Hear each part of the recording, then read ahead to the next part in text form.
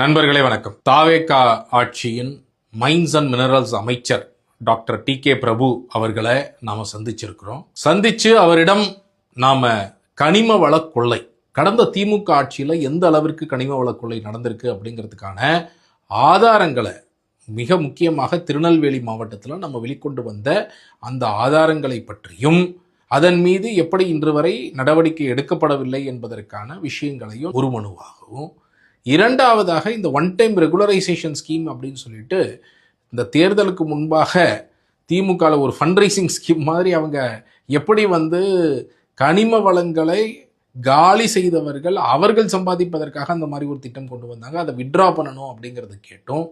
மூணாவதாக அடுத்தபடியாக கனிம வளங்களில் என்னென்ன ஃபியூச்சரில் செய்ய வேண்டிய அவசியம் இருக்கிறது, இந்த மூன்று விஷயங்களையும் மூன்று மனுக்களாக நாம் மைன்ஸ் அண்ட் மினரல்ஸ் கனிமவளத்துறை அமைச்சர் டாக்டர் டி.கே. பிரபு அவர்களை சந்தித்து மனு கொடுத்துருக்கிறோம்.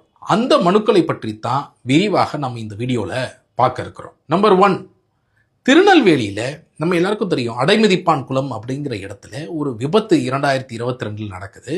அது நடந்ததற்கு பிறகு மைனிங் டிபார்ட்மெண்ட்டே ஒரு ஆய்வை அரேஞ்ச் பண்ணுறாங்க. அந்த ஆய்வில் 54 குவாரிகளை திருநெல்வேலியில் ஆய்வு செஞ்சதில் 53 குவாரிகளில் சட்டவிரோதமாக கனிம வளங்கள் கொள்ளையடிக்கப்பட்டது கண்டுபிடிக்கப்பட்டது. ரொம்ப முக்கியமாக நாம் தகவல் அறியும் உரிமை சட்டம் மூலமாக ராதாபுரம் தாலுக்கில் இருக்கக்கூடிய அந்த சேரன்மாதேவி சப் கலெக்டருக்கு உட்பட்ட இடத்துல மட்டும் எடுத்த குவாரிகளில் பார்க்கும் பொழுது 50 லட்சம் கனமீட்டர் இந்த 24 குவாரிகளில் மட்டும் சட்டவிரோதமாக எடுக்கப்பட்டது தெரிய வந்தது. அந்த 50 லட்சம் கனமீட்டருக்கு அப்பொழுது சப் கலெக்டராக இருந்த ரிஷப் ஐஏஎஸ் அவர் எவ்வளவு அபராதம் போட்டார் அப்படின்னா 262 கோடி ரூபாய். ரஃப் ஸ்டோனுக்கு 249 கோடியும் கிராவலுக்கு ஒரு 13 கோடியும், மொத்தம் கிட்டத்தட்ட 262 கோடி ரூபாய் அபராதம் போட்டார். ஆனால் அதற்கு மேலே கலெக்டர் விஷ்ணு அவர்கள் இருந்தார். அவர்தான் குவாரிகளை எல்லாம் மூடினார்.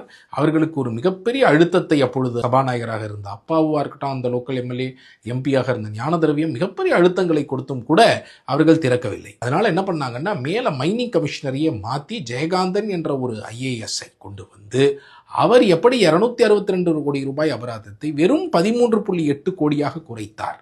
காஸ்ட் ஆஃப் மினரலை சட்டவிரோதமாக ஒருத்தங்க எடுக்கிறாங்கன்னா அந்த காஸ்ட் ஆஃப் மினரலை அரசாங்கம் ரெக்கவர் பண்ணணும். ஆனால் அதை ரெக்கவர் பண்ணாமல் எதுவுமே போடாமல் வெறும் 13.8 கோடிக்கு குறைத்தது மட்டும் இல்லாமல் எல்லா குவாரிகளையும் எப்படி திறந்து விட்டார்.